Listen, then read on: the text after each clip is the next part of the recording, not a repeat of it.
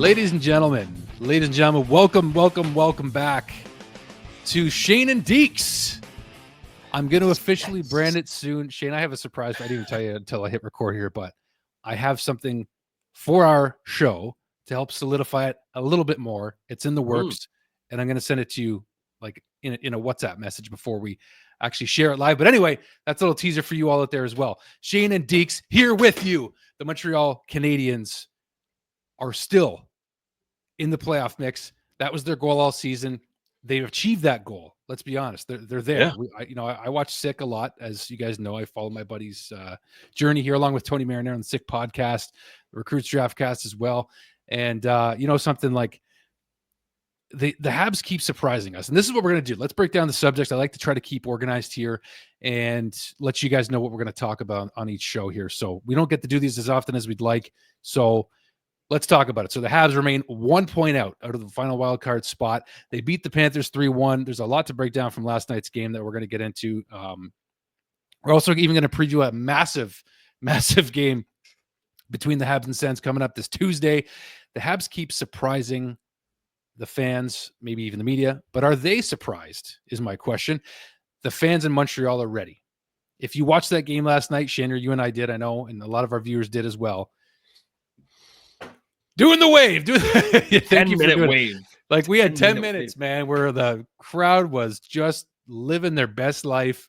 Yep. And it's not even playoffs yet. And I got a quote from Cole Caulfield here to kick off this show from last night from Sean McKenzie at Sportsnet. And he said, quote, "We haven't experienced anything close to that." And this is Cole Caulfield talking about the atmosphere in Montreal and how even he, Nick Suzuki, and the other young players on the Canadiens, Josh Anderson as another example of a player, haven't experienced this kind of atmosphere or anything close to it in Montreal, even though they went to the Stanley Cup final in 2021, because we know that 3/4 of the building was empty during COVID. We got robbed of that. The players got robbed of that. So this is what the Canadiens have been building towards, Shayne, in the rebuild here, in year 3 of the full rebuild. And it's been an impressive season for the Canadiens. They had their great run in December. They fell off a bit again in January. And now right after the Four Nations break, they've been on a bit of a heater. We can talk about which players specifically have been, including the top line, who is just, I don't think they're going nowhere, even in the future here. Wow. I don't know. But there's a lot to break down, Shayne. So let's get into this. The Habs remain 1 point out of the final wild card spot. And in fact, we're even going to show you folks the standings real quick here. This is where it currently sits, as the Rangers are in the final wild card spot with 72 points, the Canadiens 71. Now, Detroit did just win today, Shayne. Mm-hmm. So I don't know if that bumps them right above Montreal then, if they haven't updated the standings. But either way, Montreal is either 1 point behind the Rangers and Detroit, but they will remain 1 point above Columbus. They have 71 points. Either way, they still remain 1 point out of the final wild card spot is the point. So with that being said, Shayne, maybe we should just get into how they're still in that spot. And that's last night's game. So what are your first thoughts on that electric atmosphere, playoff-esque atmosphere and performance by the Habs?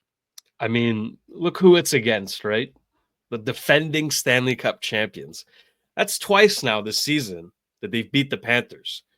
Yeah. The first time by shutout too, but I mean, let's be real. This one should have been as well. Sam Bennett interfered with Mike Matheson. That should have been a penalty. But I won't talk about the refs. I'm going to quote Marty here. We had a great game, but I'm not talking about the refs, okay? Right. They won the game. It's fine. The refs sucked. We know. It's okay. But against the Panthers, that's a testament right there. That means you can run with the big boys. Now, sure, I know they didn't have Matthew Tkachuk. They didn't have Brad Marchand.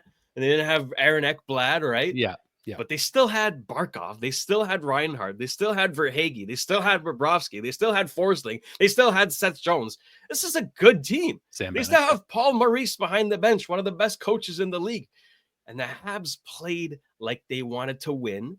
They deserved to win, and they won. I'm not saying that this team can beat Florida in a 7-game series. What I'm saying is they can absolutely make the playoffs. Right? If you'd asked me before the season, I'll be honest, I wasn't a believer. I was like, okay, one more year.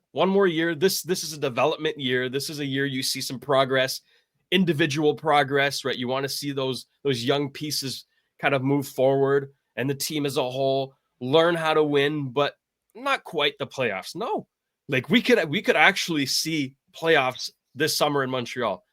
That is just beyond exciting. And to think that this isn't even the big picture. Ivan Demidov is not here. Michael Hage is not here. Jacob Fowler's not here. David Reinbacker's not here. Logan Mayhew's not here. I could keep going, guys. Like, this is just the beginning, and they're already in a playoff race. What will it look like when all the pieces are there in their prime? Dare I say, dynasty. Ring me, baby. Ring me. Come on. You know something? It's it makes you wonder. Like when they were saying last year, like Slafkovsky's like, I think we're building something special here, and the other guys are starting to say the same. And it's pretty neat the way Nick Suzuki, El Capitan, by the way, has taken this team on his back. Yeah. But it's kind of weird because we just keep expecting less from this team this season. Because they didn't get any help at the deadline, but they did get help before it because they got Jakub Dobeš, they got Carrier, two moves that transformed, and they got Patrik Laine back. Yeah. So those three pieces right there, Shayne, really helped. Those three guys.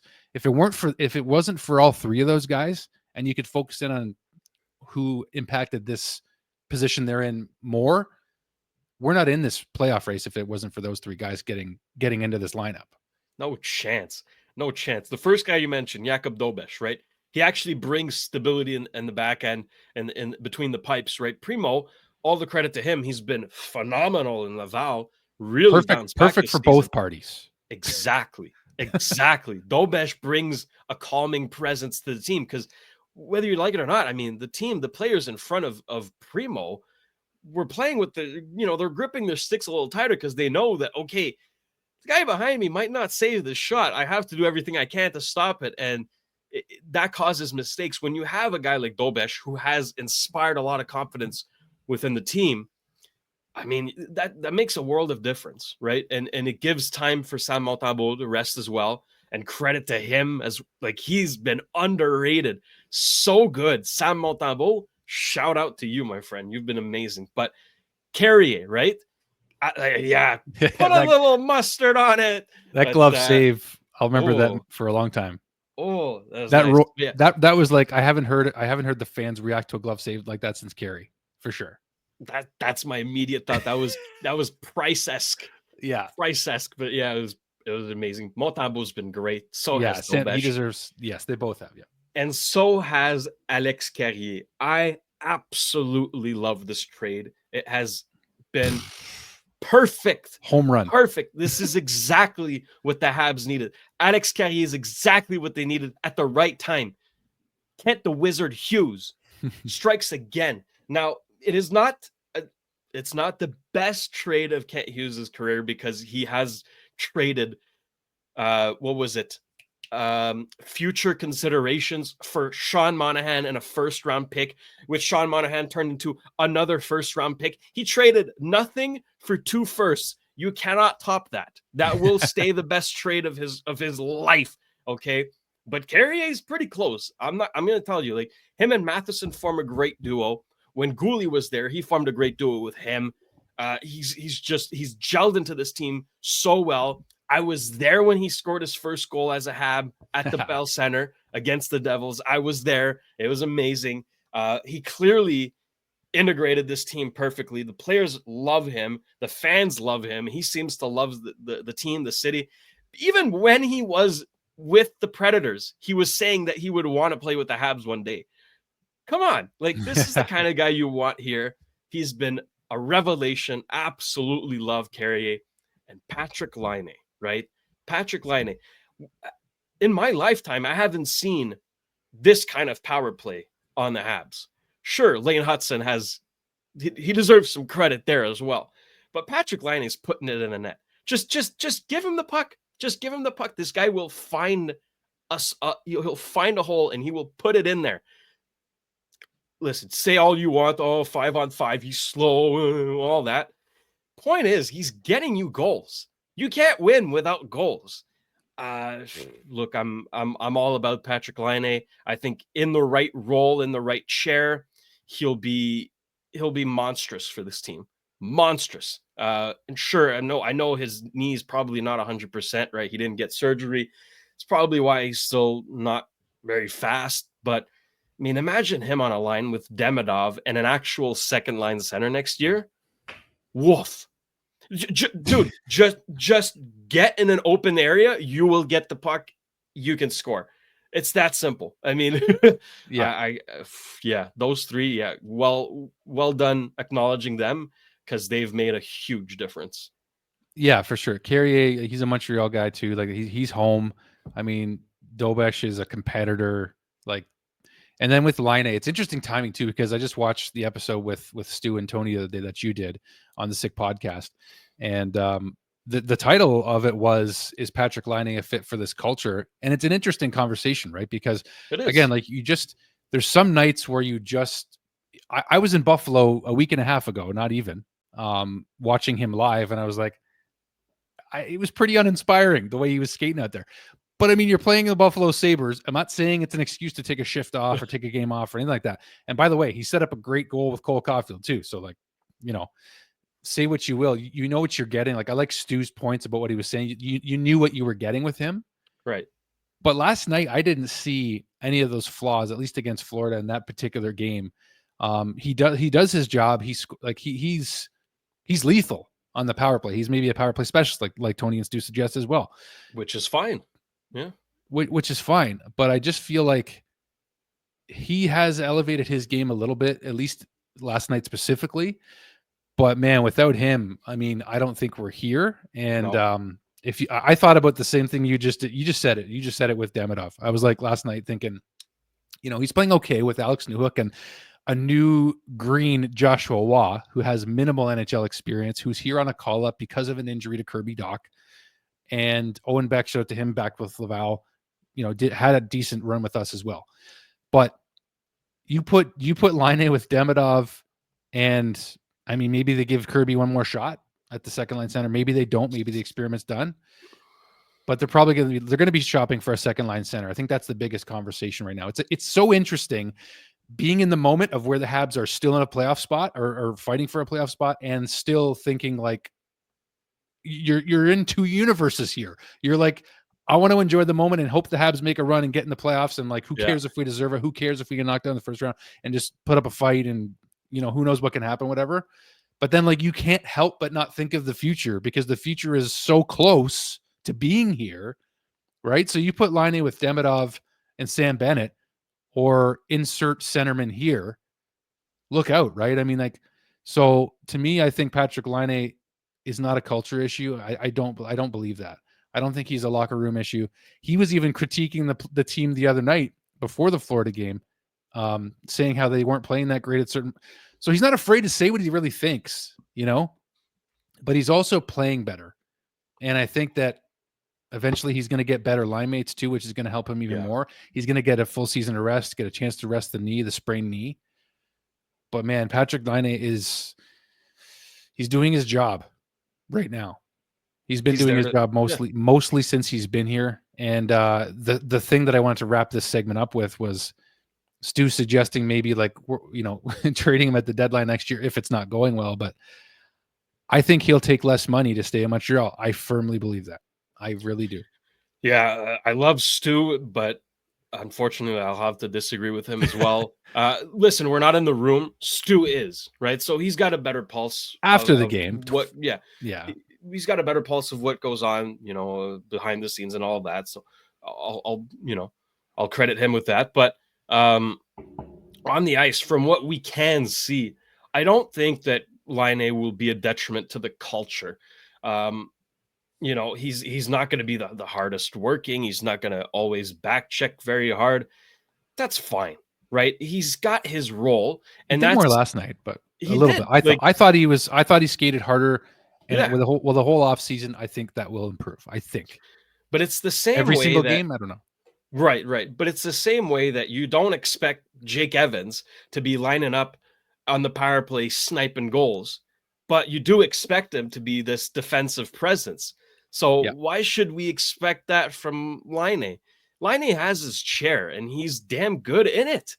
His chair is like, his role is to score goals, and he is.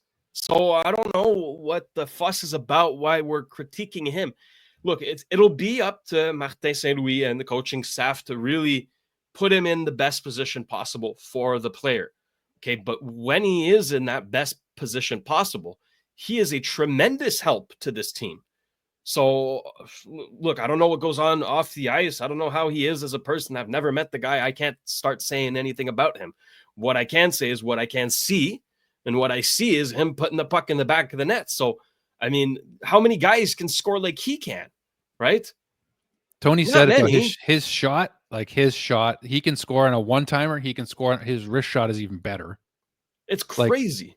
You just can't. He's getting paid what he is now. That cap hit from the trade, that contract was originally from Winnipeg, was it not? So I don't think he resigned it. Did he sign for 8.7 in Columbus? I thought he had already signed in Winnipeg and then was traded with that contract to Columbus, and then Columbus just took over that contract. That's what I thought. Yeah, maybe not. I could be wrong, but and the comments will always let us know. So just let us know in the comments, and we can Google it after if we really want to. But not even just that, Shane. Speaking of defense, team defense last night was on full display from the Canadiens. They defended well. I know they were missing Matthew Tkachuk, and honestly, I don't know that you get the same result without Matthew Tkachuk, who arguably is their first or second best player, probably top two with Huberdeau, with Bennett. That was a big missing piece, and Ekblad too, on the back end. But Seth Jones and Slafkovsky were going at it last night. It was fun to watch, though. That was fun. Yeah. That was a good battle. Second half Slav. How about that? Second half. How about that? How about that? Doubters and haters, right? I never wavered. I know that this kid can be a massive difference maker, especially in the playoffs. I can't wait to see this guy in the playoffs. He's going to be an animal. He's giving us a preview. He's giving us a preview right now. At 20 years old, right? Imagine when he finds consistency, when he's like 25, 26 in his prime. Forget about it. He's going to be a menace out there. He's second on the team in hits, one behind Jackeye. He's almost the team leader in hits. And on top of that, he's putting up a great statistical season. He's forming one of the best first lines in the NHL. What more could you want? Right? And the funny thing is, he might not have been picked first. Yeah, you know who might have? Lane Hutson. And we still got him. In a redraft, you could argue they go 1 and 2. Sure, Logan Cooley's excellent. I'm a big fan. I think he's great. Frankly, right now, I say he's going 3. So you have 1 and 2. Look, it's 2022 draft was 2 thumbs up for me. Yeah. That was Kent Hughes and Jeff Gordon's first draft too, by the way. So, and you were there in person live. We all had a live reaction to that draft, and I was very sad. Now I'm very not. So, Slav has been playing inspired for sure. And I felt so that goal he missed last night was so fun. I'm like, we couldn't believe that didn't go in. That little tap in there, tap it in, happy. Just what happened? Did he get a piece of it? Did someone get a piece of that? It was going in, but Forsling stopped it. Stopped it. Okay. Florida, yeah. Okay. But I mean, Slav's fourth in scoring still, 41 points in 63 games. Second half Slav, like you mentioned. I mean, it's nice to see that at least he has in his first few seasons turned it on, last year specifically, turned it on and when the games matter even more. Now, this is the first time that Slav, Nick, Cole, outside of Nick and Cole playing in the COVID season, which was just weird and not normal. This has been a normal season, and you still haven't got a ton of help outside of Carrier, when Laine was a big help, and Dobesh too. But you can clearly see that Kent Hughes, Jeff Gordon, and Marty, they're allowing the kids to lead, right? They're leading. Yeah. And don't get me wrong, they have help, and Laine's he's a veteran now. And you got Matheson on the back end, but Hudson, Lane, still in the huge fight for that Calder. There's stories to watch, right? Regardless of whether the Habs make this final wildcard spot or not, there are stories that are worth watching. And Lane Hutson is a big one, man. Like third in scoring. You said it yourself. He wasn't going to touch Laval. Not only were you right, like this guy might get rookie of the year. And I think Michkov is probably going to be his biggest combatant, biggest contestant to that. But Lane last night, I mean, like I know he has his moments where defensively, and I also want to touch on Jaden Struble. I think he deserves some love too. In the absence of Caden Gooley, like I was kind of, the whole thing started with team defense in general was a lot better for the Canadiens, but you can't, like Lane's got 52 points in 66 games. He's a power play quarterback that we've been dreaming of missing since Andrei Markov, and it's still his first season. So like you said, Shane, the kids are leading. Yeah. And like, I don't know, man. I'm just content. I'm not like Kent Hughes said at the deadline when we didn't make any moves, they're content. They're not satisfied. Perfect way to describe where the team is at. But it's impressive that now here's the other question I want to ask you. And I don't want to take away credit from the Canadiens, but I'm even going to pull up the standings again here too. Do you feel like, because my impression kind of is that the Eastern Conference has taken a big hit. It's a lot weaker than it used to be. Is that fair in terms of like your Philadelphia's, your Pittsburgh's, Boston, big drop off. Detroit is coming back. Columbus is building a team that's going to be a playoff team. Ottawa is now back in. The Rangers are kind of up and down, but still considered a playoff team. New Jersey, Carolina, Washington, good for them. Wow. But I just feel like a certain section of the East that normally has been great for years is not as much anymore. Are the Canadiens taking advantage of that this season as part of why they're having success? Is it a combination of both, maybe? Maybe. I haven't really thought about that, to be honest. I think the East is still fairly strong. I think there's a bigger discrepancy in the West. I mean, you can clearly see the demarcation. In the East, it's fairly, there's a big chunk of teams that are in the same kind of boat, and then there's Buffalo, right? It's been like that forever, but it is what that's the truth of it. I mean, they're opportunistic in this sense, I guess, but they've also earned those points, right? They haven't exactly been lucky in a way. I mean, they lost Gooley for a while. Kirby Dach's out for the season.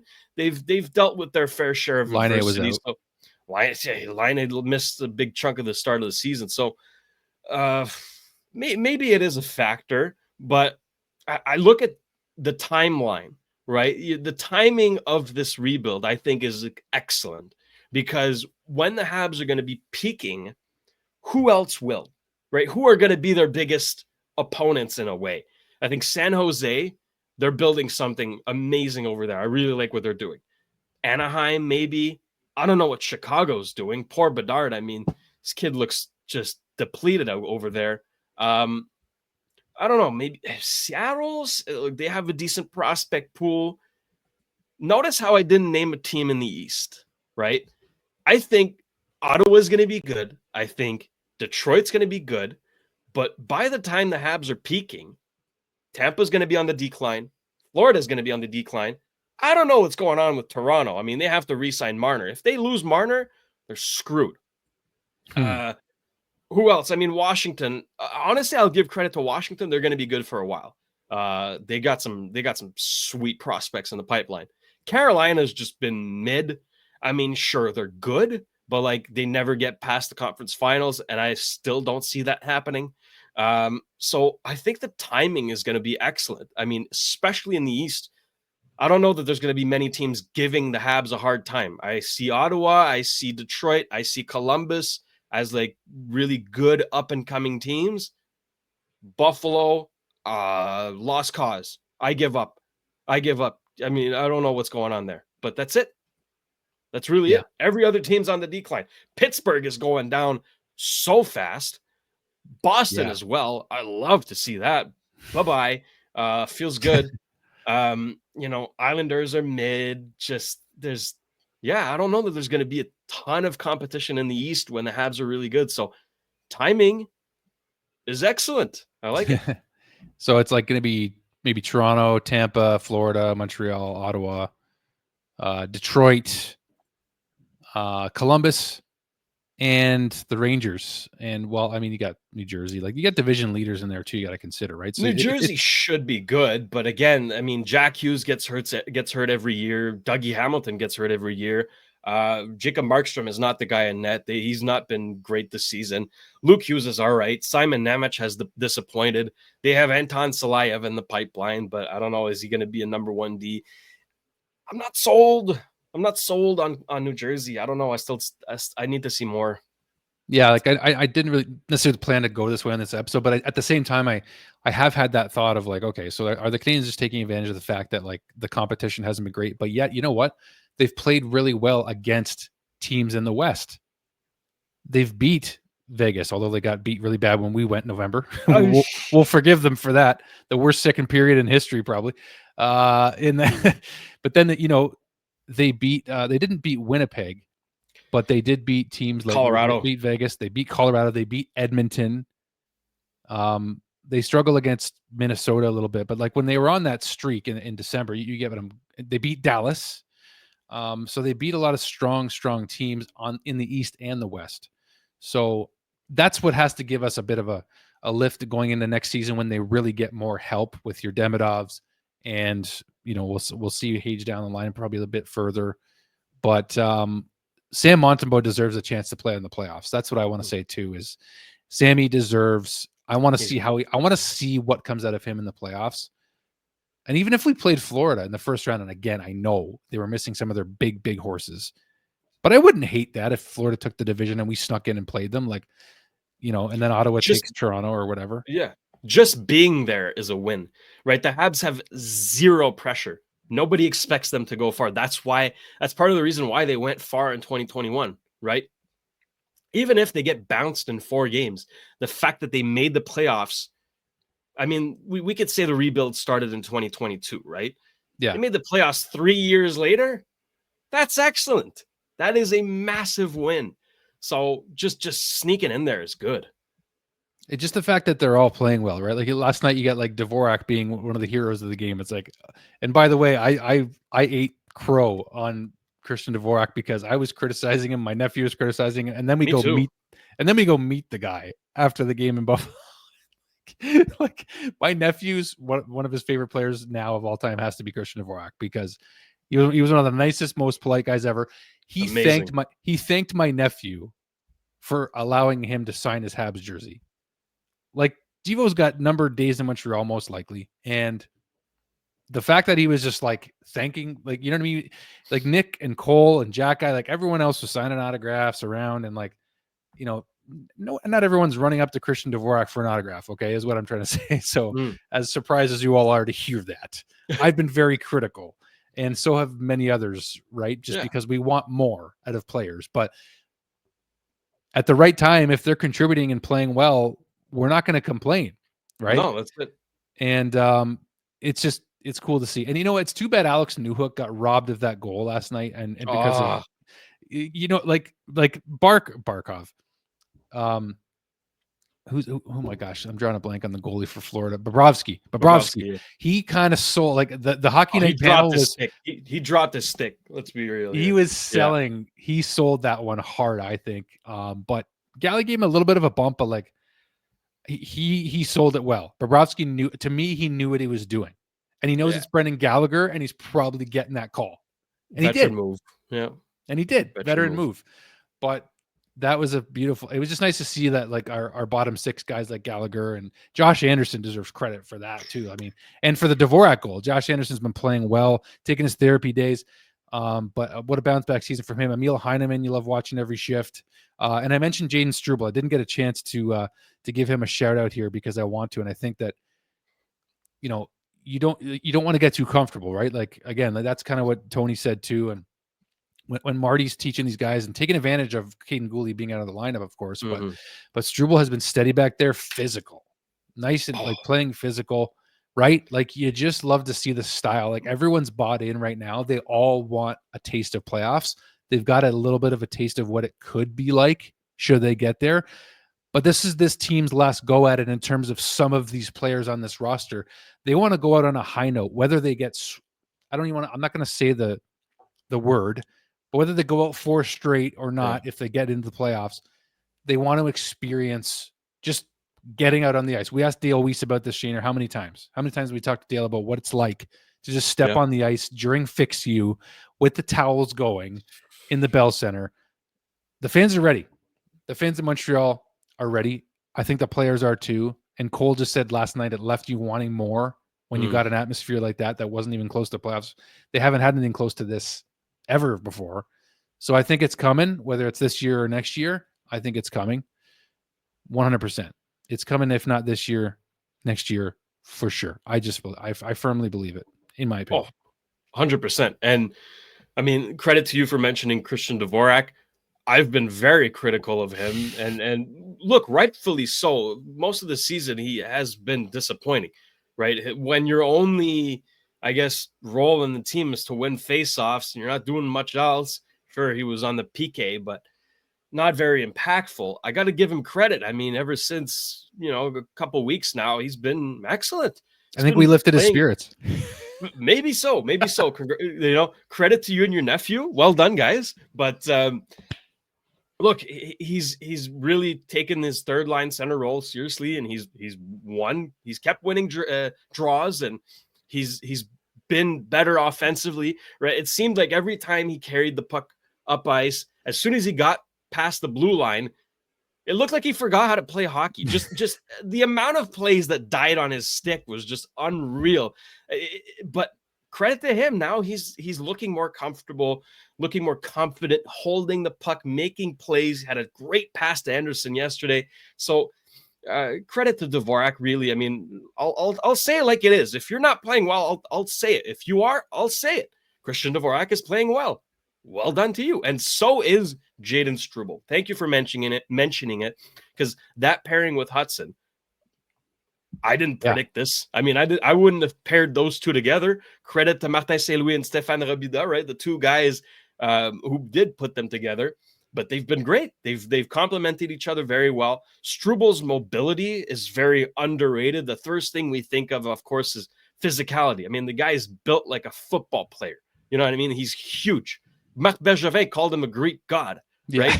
He's a strong man, but he's very mobile. He's got good hockey sense, right? He's not going to put up the points that Hudson does, but that's not what you want him to do. You want him to be a good complement to Hudson. You want him to help Hudson, and he has. And those two together, been working great. So when Goulet does come back, I'm not taking Struble out. I'm keeping him in. I think Savard is probably the odd man out, but even still, I mean, he's still got good value. He's blocking shots. He's a great veteran. He's great to have on the bench as well as on the ice. He's physical. I've noticed a bit of an edge on him this season. He gets into scraps a little more.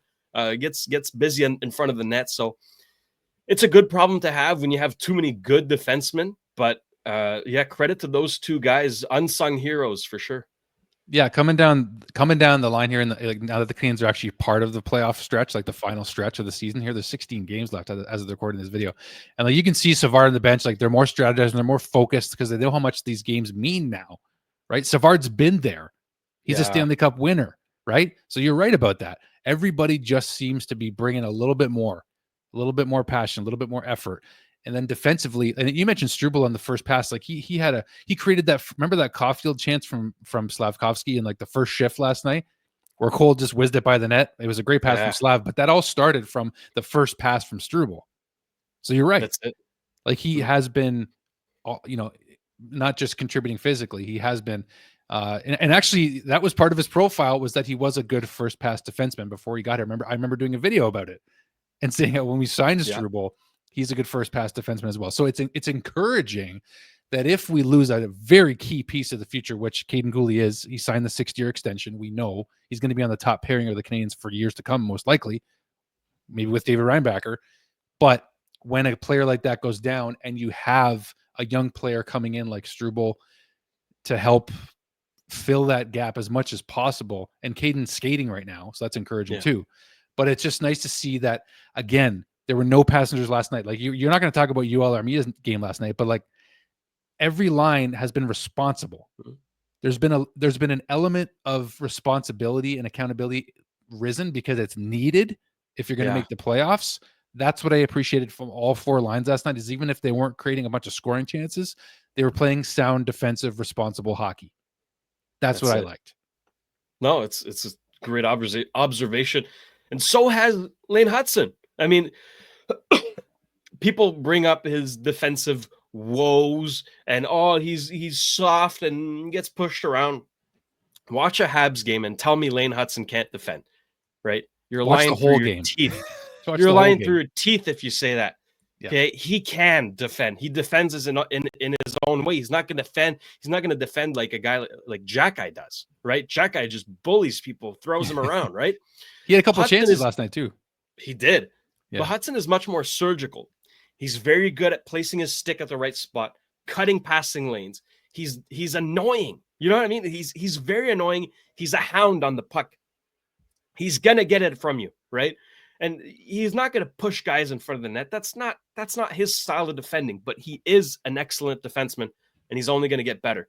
So credit to everybody. They've bought in, right? And we remember earlier in the season, the defensive struggles that this team had were unparalleled. I mean, we were all like, oh my God, this hybrid system is really screwing them, and they're terrible. Hey, they learned, they bought in. Everybody has their job and they're doing it well. They're winning games. That's how you get in the playoffs. That's exactly. And they're figuring it out at the right time. Like it's now. Yeah. So they they are figuring it out still probably, but they've progressed in terms of team defense. Let's finish on this, Shayne. We have a huge game against a team that holds the first wild card spot in the East right now. The Senators are hot. They're on a 6-game win streak. They are determined. They can smell it and they can taste the playoffs. I think Montreal can smell it. I don't think they can taste it quite yet, but they're getting more tastes of it as the games go on. The Senators, however, their rebuild has been ongoing for a while too, and now they've been given a jolt with Dylan Cousins trade, and they're ready, I think, for a playoff run. And I think Brady Tkachuk being who he is, that city is ready for it. The team is ready. So going into this game, it means more in the standings to the Canadiens, but for the Senators, they're only 4 points behind the Leafs right now for third in the Atlantic. So let me just make sure that's correct. For third in the Atlantic, yes. So this is big for Ottawa and Montreal. Yeah. But this is going to be a big playoff-esque night in Montreal with two teams that haven't been in the playoffs for many years. What are you expecting from this game, Shayne? Because I think there's going to be fireworks. We know Jack-Eye didn't get a chance to go after Brady Tkachuk, even though he threatened that he was going to. He's like, I don't care, I'm going after him, and then he didn't play in their first matchup back in Ottawa again after the Four Nations. That was their first game back after that tournament. So what are you expecting from this game? Because Montreal's got to stay disciplined. They need these 2 points almost more than Ottawa. I would say more than Ottawa. So what are you expecting here, buddy? I wish I could be at the Bell Center Tuesday night. It's going to be electric. Electric. Those are two teams that hate each other. There's a very good rivalry between Montreal and Ottawa. Like, it's going to get better too. Hate each other, right? It's going to get better. And there are stakes now. Right before, they were just fighting for last spot. Both teams sucked. Now both teams are good. That makes the rivalry even better. So there's definitely going to be some fireworks. Bodies are going to be flying. This is going to be a heavy, heavy, heavy game. I cannot wait. This is the kind of game that, guys like Slafkovsky, right? He's going to step up. He's going to need to step up, and that's his time to shine, right? Ottawa, I think they're good, and I think they will actually make the playoffs. I don't know that they're built to go far. I'm not overly fond of their depth, and all it takes is Linus Ullmark having one bad game for it to all crumble down. But credit to Ullmark, he's been excellent. So they're not going to be an easy out. This is going to be a huge game, and both teams need it. So yeah, I'm excited.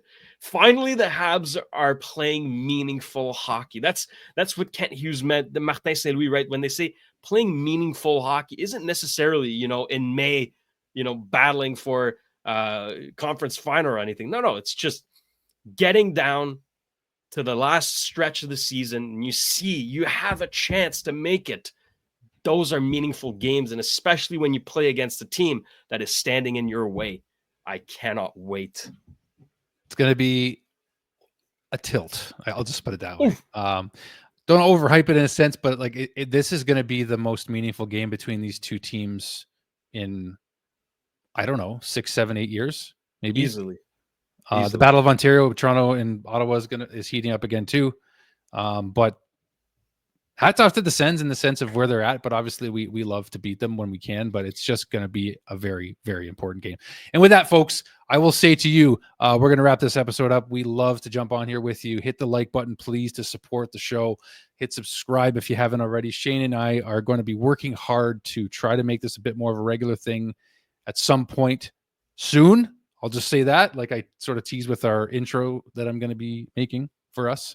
That's what it is. If I didn't tell you, I just kind of spoiled it. But there it is. The cat's out of the bag. But you know what? We got some good footage in person and online to smash together that fans will, I think, enjoy for Shayne Dekes. So thank you all for watching. Shayner, pleasure as always. And it ain't over yet. That's all I can say. It's only getting started, baby. We are thankful for watching.